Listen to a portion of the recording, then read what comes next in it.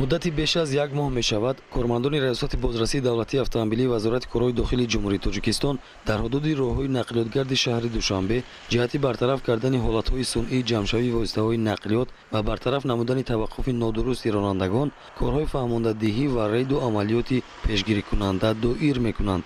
дар амал татбиқ намудани чорабиниҳои мақсаднок ҳамзамон баҳри пешгирии ҳодисаҳои роҳу нақлиёт ва баланд бардоштани маърифати ҳуқуқию фарҳангии иштирокчиёни ҳаракат дар роҳ равона гардидааст, вале мутаассифона дар ҷомеа ҳастанд баъзе ронандагоне ки талаботи қоидаҳои ҳаракати роҳро риоя накарда баръакс ба таври дағалона онро вайрон мекунанд. амин автомошини мазкур ба кадом қоида баробари дастгирӣ кардем?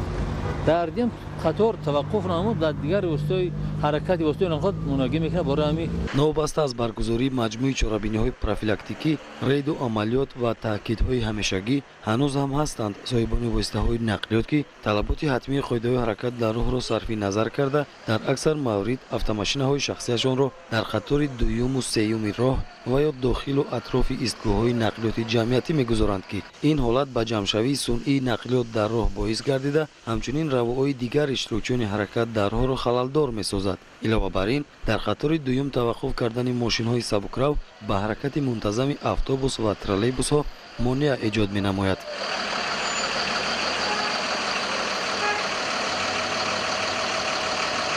ҷои истодан нест, вақтам мегиранд, ягон гап уғора гуфтана мешавад. ин як остановка нест, тамоми остановкода қариб ки ҳама вақт истодагиянд.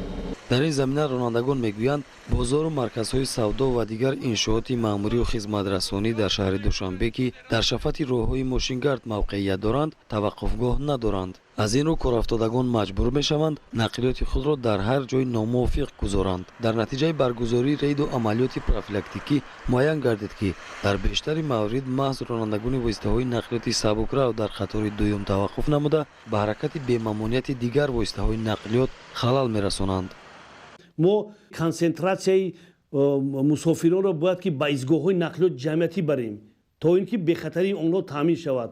аз ронандагони воситаҳои нақлиёт ҳаминро талаб мекунем ки танҳо дар изгоҳҳои нақлиёти ҷамъиятӣ фаровардану савор кардани мусофиронро амалӣ гардонданд ва ин корҳо яке аз самтҳои асосии фаъолияти мо ба ҳисоб меравад ва танҳо нисбати воситаҳои нақлиёти мусофирбар ки дар ҷойҳои номуайяншуда таваққуф намуда дар дуюм қатор таваққуф намудааст нисбати 227 ронанда мо протоколҳои маъмурӣ бо моддаи 324 тартиб дода нисбати онҳо чораҳои ҷазои маъмуриро татбиқ кардаем.